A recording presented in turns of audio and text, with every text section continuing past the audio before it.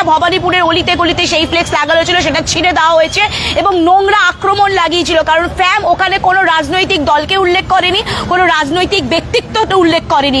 আজকে যদি ফ্যামের ফ্লেক্স এইভাবে ছিঁড়ে দেওয়া হয়, ফ্যামও পাল্টা দিতে জানবে, ফ্যামও পাল্টা আক্রমণ করতে জানবে। ফ্যাম রয়েছে এবং আক্রমণ জোরালো হবে। ফ্যাম ফর, ফ্যাম ফর, ফ্যামফোর, দান্ডাখোর, প্যাম্পোর, চটি চাটা প্যাম্পোর, নটকা মনো ঠান্ডা খায় না মাথায় যে ফ্যাম ফোম প্যাম ফোম। আসবো আলোচনায়। এই ফ্যাম ফোম নিয়ে আলোচনা করতে এসেছি আপনাদের কাছে। জানি না ভিডিওটা কতটা ভালো লাগবে আপনাদের, কিন্তু চেষ্টা করব এই ভিডিওর সত্যতা সামনে আনার জন্য। নমস্কার দাদা, কেমন আছেন? আমি ভালো আছি আপনাদের আশীর্বাদে, আপনাদের ভালোবাসায় আমি আরো সামনের দিকে এগোতে চাই।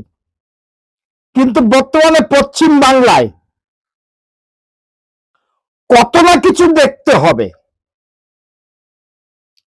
সেই দেখার অবসর কবে হবে এটা তো বাংলার জনগণের কাছে প্রশ্ন করতে পারি। কারণ প্যান পম নাকি একটা সংগঠন, আর স্টালিনে শুনিয়ে দিলাম যে কোন রাজনৈতিক দলের না, কোন রাজনীতির ছত্র ছায় থাকে না।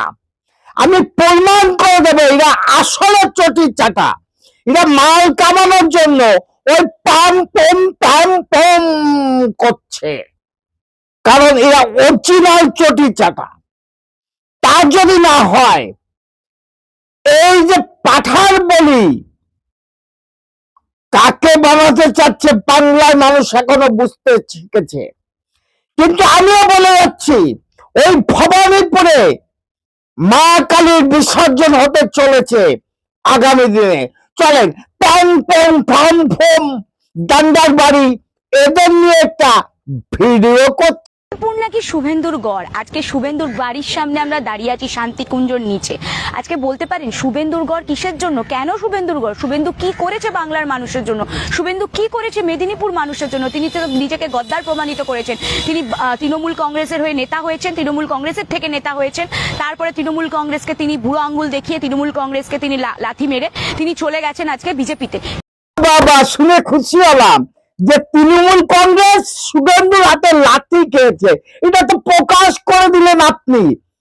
কিন্তু আমিও ম্যাডাম আপনাকে একটা প্রশ্ন করতে চাই, আর কত চটি চাটবেন, আর কত মাল কামানোর ধান্দা করবেন?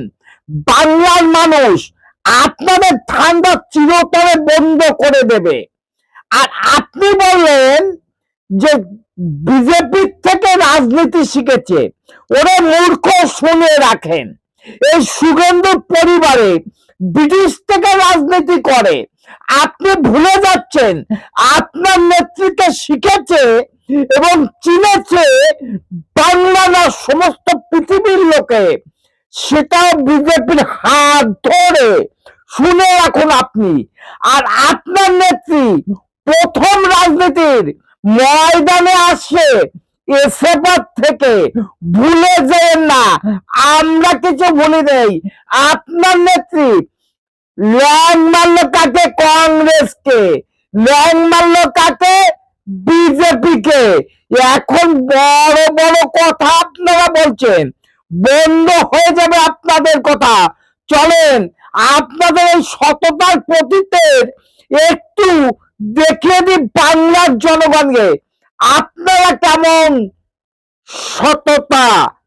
খায় না মাথায় প্যাং পং। ভবানীপুরের গলার কাটা, ভবানীপুরের গলার কাটা, ভবানীপুরের গলার কাটা, ভবানীপুরের গলার কাটা, ভবানীপুরের গলার কাটা, ভবানীপুরের গলার কাটা, ভবানীপুরের গলার কাটা, ভবানীপুরের গলার কাটা, ভবানীপুরের গলার কাটা। শুভেন্দু দেখা যা, শুভেন্দু দেখা যা, শুভেন্দু দেখা যা, শুভেন্দু দেখা যা,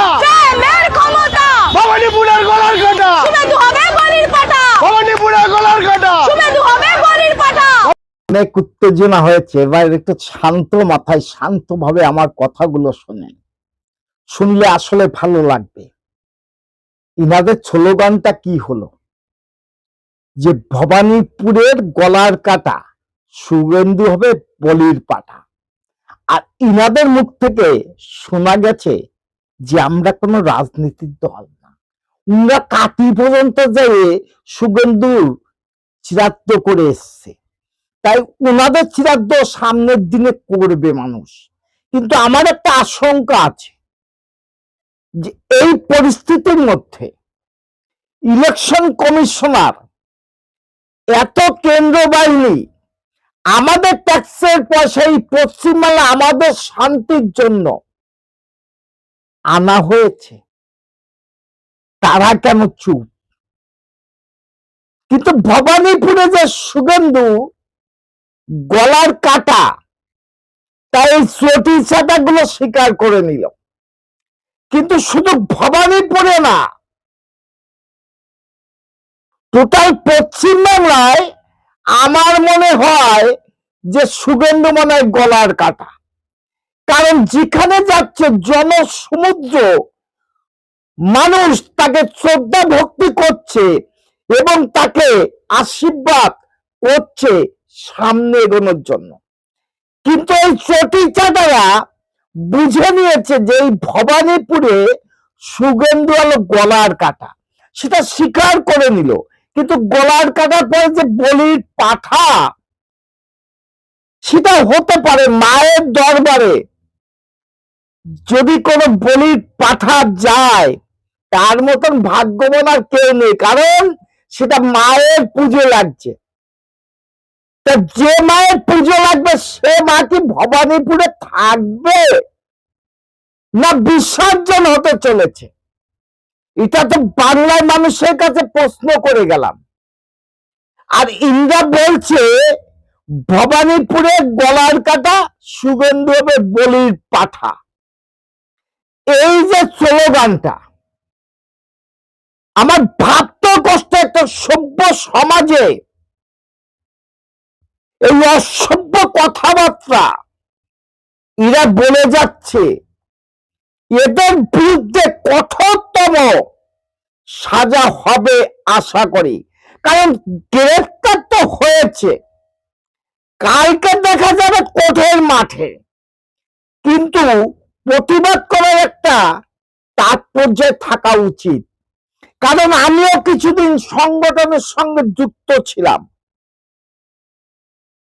সেই সংগঠনে যা কর্মকাণ্ড ছিল আমাদের সমাজ সেবা, সেখানে কোনো দল না, সেখানে কোনো ব্যক্তি না, মানুষের সেবা করা সংগঠনের কাজ।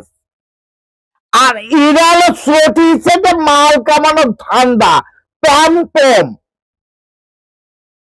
এদের কত বড় অসভ্যতা যে স্লোগানটা দিচ্ছে। এই স্লোগান বাংলার মানুষ আশা করি লক্ষণের তীরের মতন আপনাদের বুকে লাগছে। আর এর প্রতিবাদ করার জন্য বাংলায় পরিবর্তন চান কি চান না প্রশ্ন রেখে গেলাম। আমি প্রতিবাদী ভিডিও করি, আমার চ্যানেল নাম don't care, Facebook page Krishnapada Adhikari. এই কণ্ঠটি যতদিন চটি চাঁদার প্রতিবাদ ততদিন। Madam, when sorry.